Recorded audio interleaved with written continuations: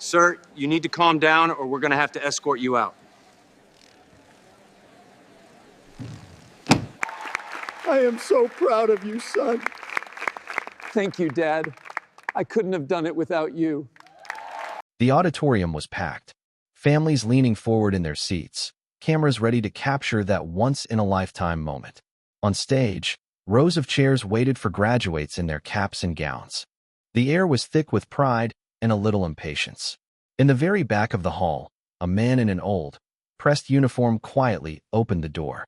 He moved slowly, like every step carried both weight and purpose. Some noticed the faint limp in his stride. Others noticed the worn edges of his jacket, the faded ribbons pinned to his chest. But most didn't notice him at all. He took a seat in the last row, eyes fixed on the stage. In his hands, a folded program. The name of one graduate circled in blue pen, Michael Turner. His son. It should have been a simple moment. A father watching his boy graduate. But within seconds, whispers began. A woman in the third row frowned. A man leaned toward security, murmuring something. Then, two security guards approached. They didn't speak loudly. They didn't need to. One of them reached down, tapping the veteran on the shoulder. The man looked confused. Then came the words, sharp, cold. Sir, you need to leave. Heads turned. A few phones came up. The veteran asked why. The guard leaned closer. No uniformed personnel allowed without clearance. It's school policy. The man shook his head slowly. I'm just here for my son. But by now, the scene was unfolding like a slow-motion disaster. One guard took his arm. The other began leading him toward the side exit. His son, standing in line backstage, caught sight of it. Michael's smile vanished. A classmate whispered, "Who's that?" Michael whispered back, voice breaking, "My dad." Murmurs swept through the audience. Some stared in silence. Some frowned. No one moved.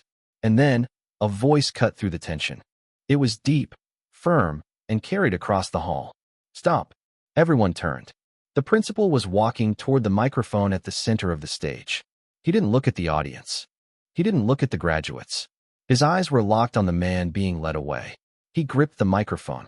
The air went still.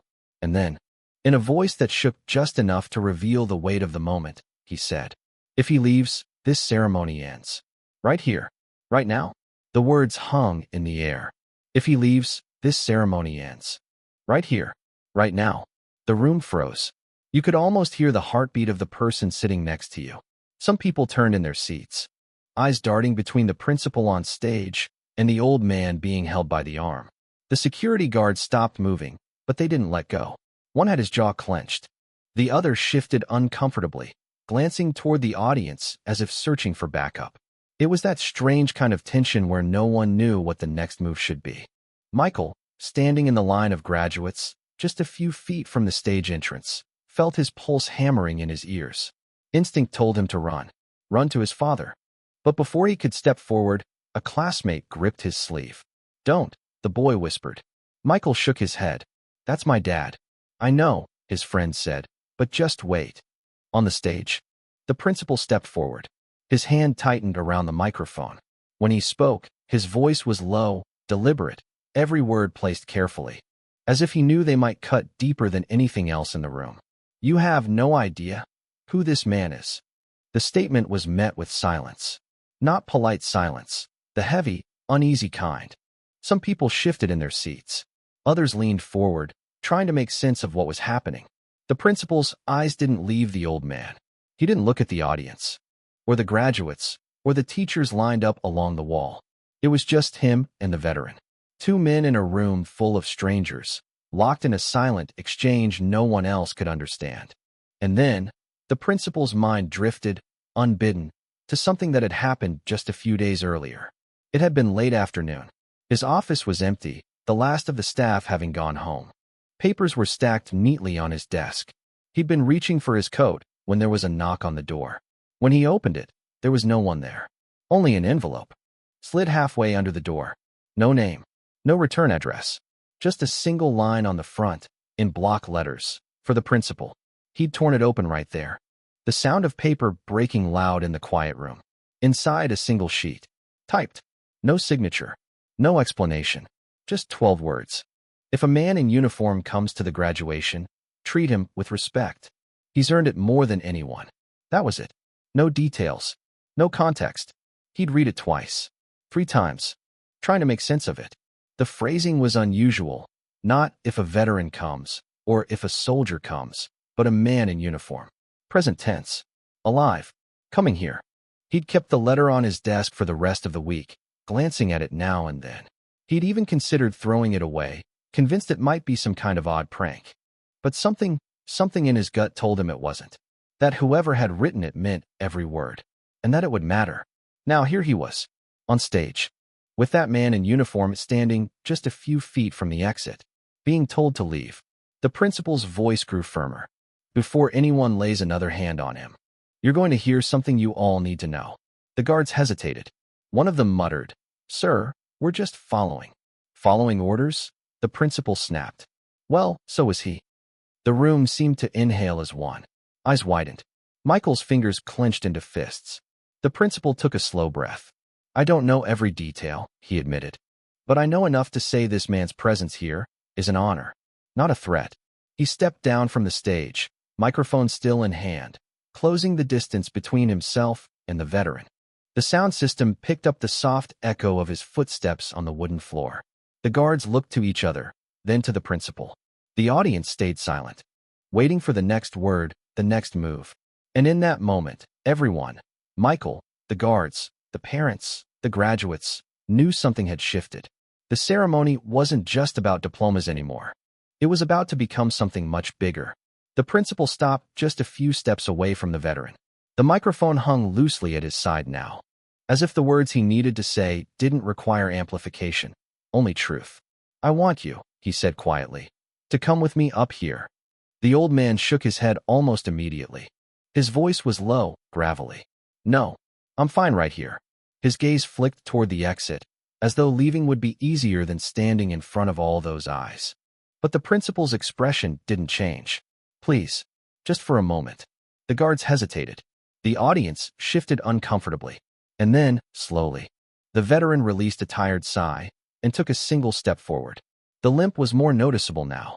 Not dramatic, just the kind that comes from years of carrying weight no one else can see. He made his way to the stage. The principal waited at the bottom of the steps, offering a hand.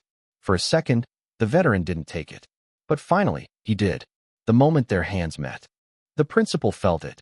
The grip of someone who had faced cold nights, long marches, and moments where letting go was not an option. When they reached the stage, the principal turned to the microphone again. "Some of you might be wondering why I stopped this ceremony," he began.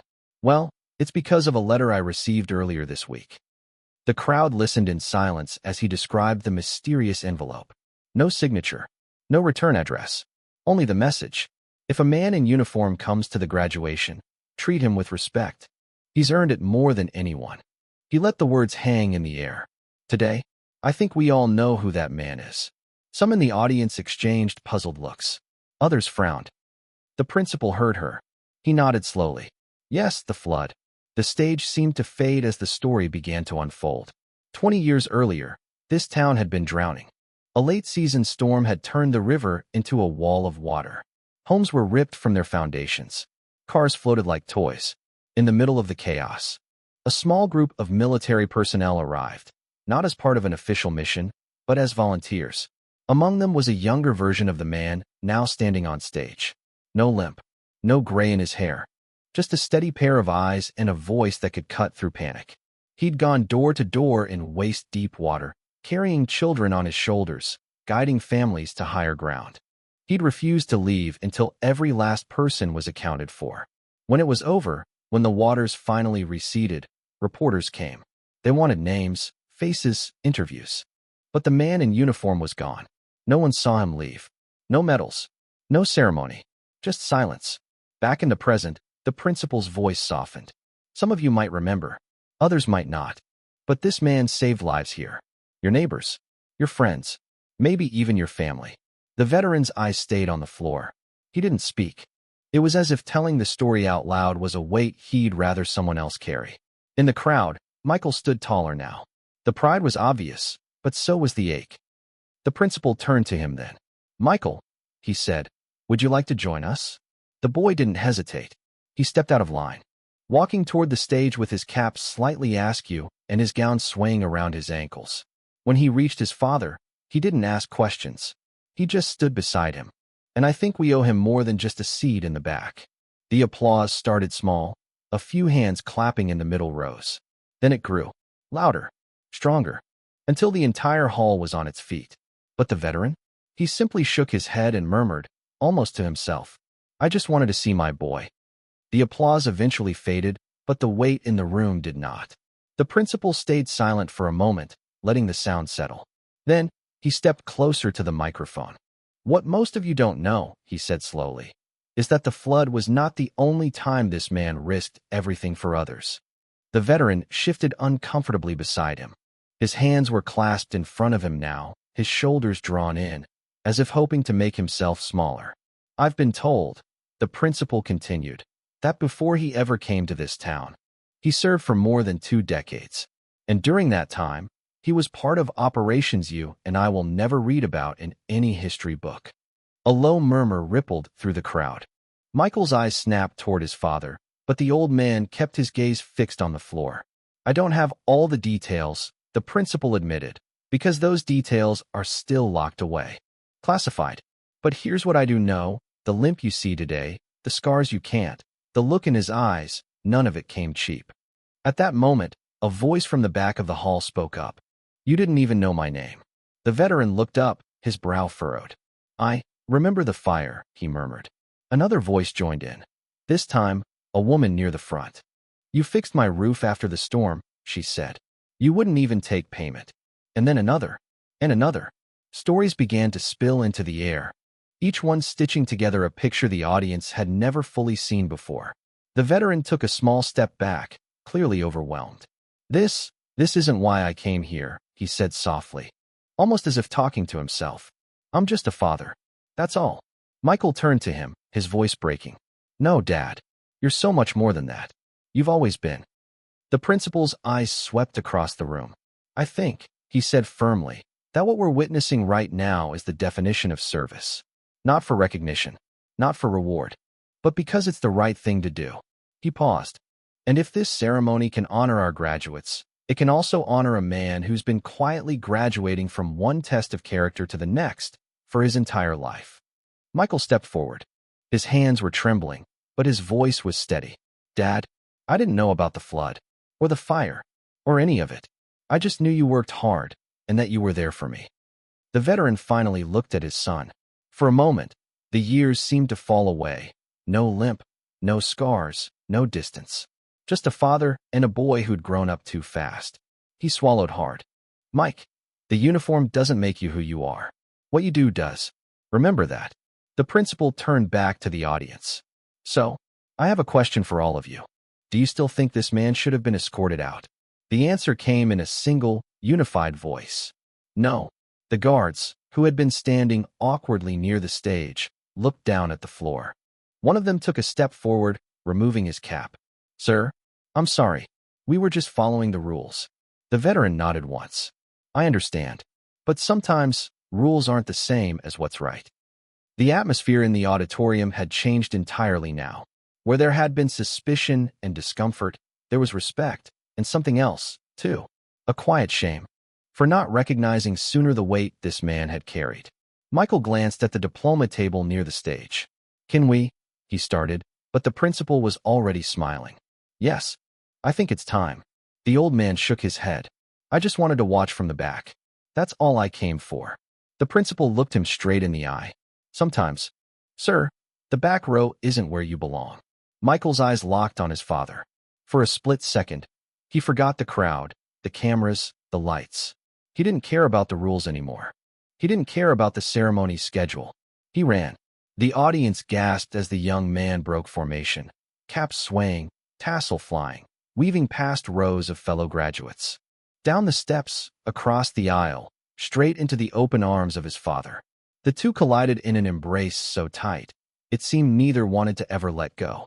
Michael's father, still in his worn jacket, the one that smelled faintly of machine oil, closed his eyes. His hand gripped the back of his son's gown as if to anchor this moment into memory. For a long heartbeat, the hall fell into silence. Even the restless toddlers in the back stopped fidgeting. It was as if time had decided to step aside and let them have this one moment. The principal, an older man with kind eyes, smiled and gestured for them to come forward. And so father and son walked together, hand in hand, toward the stage. The principal didn't rush. He simply placed the diploma in Michael's hands. But then, instead of letting them leave, he took the microphone. His voice was steady, but carried a weight everyone could feel. "This diploma," he said, pausing to glance between the two of them, "belongs to both of you." The words hit harder than anyone expected, because everyone in that hall knew it was true. The late nights, the missed birthdays, the long hours working in the cold. Then the sound grew, a wave of applause rising until the entire room was on its feet. Some people cheered. Some people cried. The camera panned across the audience, catching the faces of those who, not long ago, had judged Michael's father.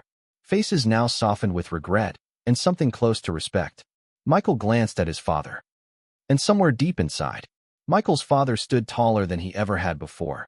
The ceremony was over. The applause had faded, leaving only the soft hum of people talking and the echo of footsteps in the wide hall.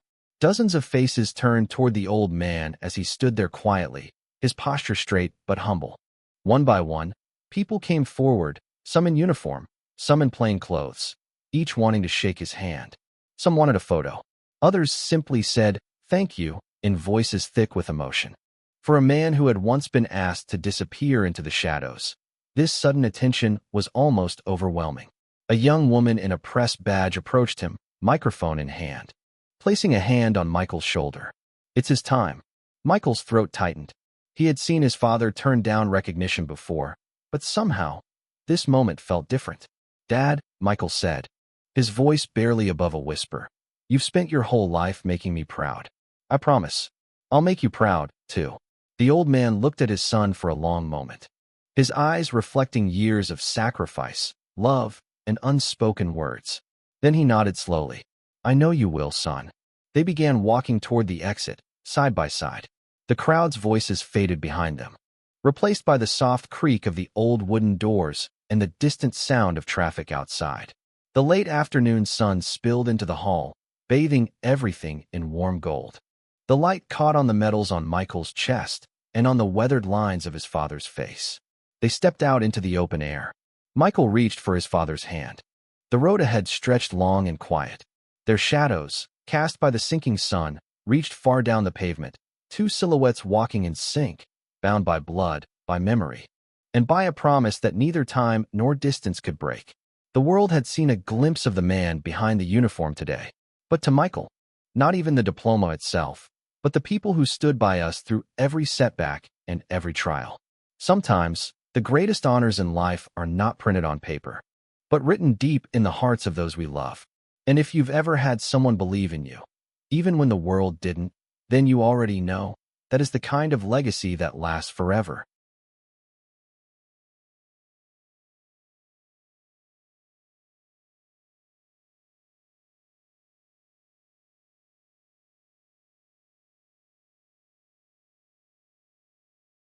CTA 1002. Sometimes, the most powerful moments in life happen when nobody expects them. In that auditorium, when the veteran was told to leave, the crowd thought it was over. Just another moment of rules are rules, another silent wound added to a man who had already given so much. But then one voice stood, then another, and another, until the weight of silence was broken by the sound of people saying, "No, this isn't right." That moment wasn't just about a graduation. It wasn't just about one veteran. It was about all of us. Because how many times in our lives have we looked the other way? How many times have we seen something unfair and told ourselves, "It's not my place to speak up"? They didn't share blood, or friendship, or history. What they shared was a bond only those who have carried the weight of service can understand. They saw a man who had bled for his country, being pushed aside at his own son's proudest moment, and they refused to let him leave in shame. Here's the truth: respect costs nothing, but withholding it can cost everything. There are veterans across our towns, cities, and streets who carry invisible scars. They may not wear their uniforms anymore, but they carry their service with them every day. Some are your neighbors. Some are the quiet man sitting at the park bench. Some are the woman in the checkout line, moving slowly because her knee still aches from an injury overseas. You might not know their names. You might not know their stories. But you can choose to honor them in how you speak, in how you listen, in how you stand when they are pushed down. If this story moved you, don't just feel it. Share it. Let people see what it means to stand up for those who stood for us. Because the truth is, there are still too many moments like this happening in silence, away from cameras, away from crowds. And maybe, just maybe, the next time, you'll be the one who stands first. You don't have to be a soldier to show courage. You just have to care enough to act. So here's my challenge to you. The next time you see someone being disrespected, whether it's a veteran, an elder, or anyone who can't fight for themselves, don't wait for the crowd to move first. Don't wait for someone else to speak up. Be the voice. Be the first to rise. No matter how small, will not pass unchallenged. And maybe, just maybe, years from now, someone will remember that you stood for them. And in that memory, you'll live on as their quiet hero. So if this story touched you, if it made your heart ache, if it made you think, please, don't let it stay here. Share it. Pass it forward. Another veteran is walking into a room, wondering if anyone will see them for who they are. Make sure they do. Until the weight of silence was broken by the sound of people saying, "No, this isn't right." That moment wasn't just about a graduation. It wasn't just about one veteran. It was about all of us. Because how many times in our lives have we looked the other way? How many times have we seen something unfair and told ourselves, "It's not my place to speak up"? And how many times has someone who gave everything, walked away thinking the world had forgotten them? This story is not just a reminder of what happened that day. It's a mirror. It asks each of us a hard question. When the time comes, when the moment is yours, will you stand or will you stay seated? The SEAL team in the crowd didn't know that veteran personally. They didn't share blood or friendship or history. What they shared was a bond only those who have carried the weight of service can understand. They saw a man who had bled for his country, being pushed aside at his own son's proudest moment, and they refused to let him leave in shame. Here's the truth. Respect costs nothing, but withholding it can cost everything. There are veterans across our towns, cities, and streets who carry invisible scars. They may not wear their uniforms anymore, but they carry their service with them every day. Some are your neighbors. Some are the quiet man sitting at the park bench. Some are the woman in the checkout line, moving slowly because her knee still aches from an injury overseas. You might not know their names. You might not know their stories, but you can choose to honor them in how you speak, in how you listen, in how you stand when they are pushed down. You don't have to be a soldier to show courage. You just have to care enough to act. So here's my challenge to you. The next time you see someone being disrespected, whether it's a veteran, an elder, or anyone who can't fight for themselves, don't wait for the crowd to move first. Don't wait for someone else to speak up. Be the voice. Be the first to rise. No matter how small, will not pass unchallenged. And maybe, just maybe, years from now, someone will remember that you stood for them. And in that memory, you'll live on as their quiet hero. So if this story touched you, if it made your heart ache, if it made you think, please, don't let it stay here. Share it. Pass it forward. Let it remind someone else that dignity is worth defending. Because in the end, we are measured not by the titles we hold, but by the moments we choose to stand. And somewhere out there,